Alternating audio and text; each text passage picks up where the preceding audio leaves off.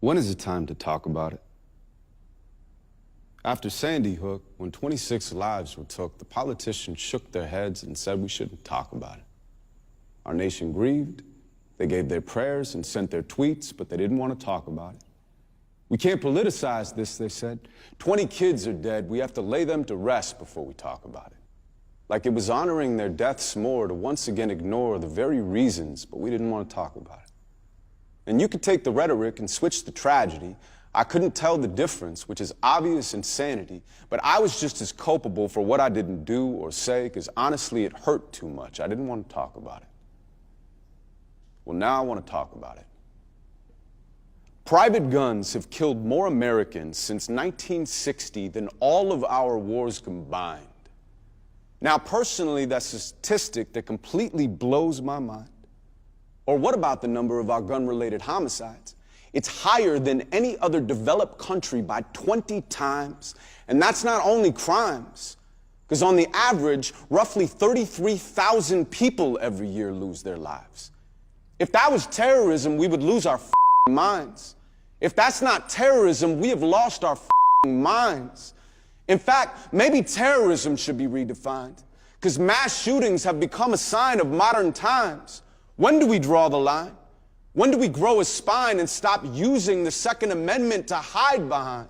You want to keep your guns, that's perfectly fine. I'm not arguing to take them away unless you're hunting lions. And yet the NRA accuses me of lying, like secretly I'm trying. That way they change the conversation from the people dying. It's really evil. I am tired of this misleading line they're feeding to the media. The talking points are really just excuses to be greedier, and Congress won't do their jobs because lobbyists have paid them off, so they ignore the problems that they're there to solve.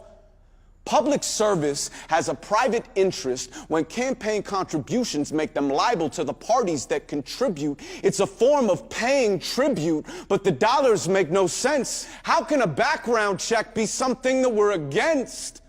If the prevailing argument is it's about our mental health, then it's illogical to think that regulations wouldn't help. And while the left and right fight, both are dying in between. It's not the red, white, and blue. It's the red, white, and green. I can't take an open water bottle on a plane, but I can walk around Nevada with an AR-15. Can't you hear the children scream? Can't you hear the children scream? Can't you hear the children? Can't you hear them? Can't you hear them scream? You're on the wrong side of history. There is no in-between.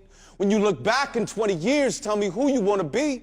Can't you hear the children? Can't you hear them? Can't you hear them scream? It echoes through the halls of schools that were replaced by crime scenes. Can't you see the children? Can't you see them? Can't you see them bleed? Can't you see their parents seeing them in each and every dream? When the news vans have left and they're left with quiet streets and private grief, but they can't leave, they can't leave, they can't leave. So they count the seconds, minutes, hours, days, and nights and weeks, dealing with a pain so deep that it's awake inside of sleep. It's in their bones and in their smiles and in their hair and in their speech, and in the morning they remember tears streaming down their cheeks, chest heaving from the morning. It's impossible to breathe, and at that point it doesn't matter what you once believed. We have let a special interest hold us hostage over greed, but it's in our hands, so why are we the ones that have to freeze? Don't move anything. Don't say anything. Don't do anything. Don't change anything.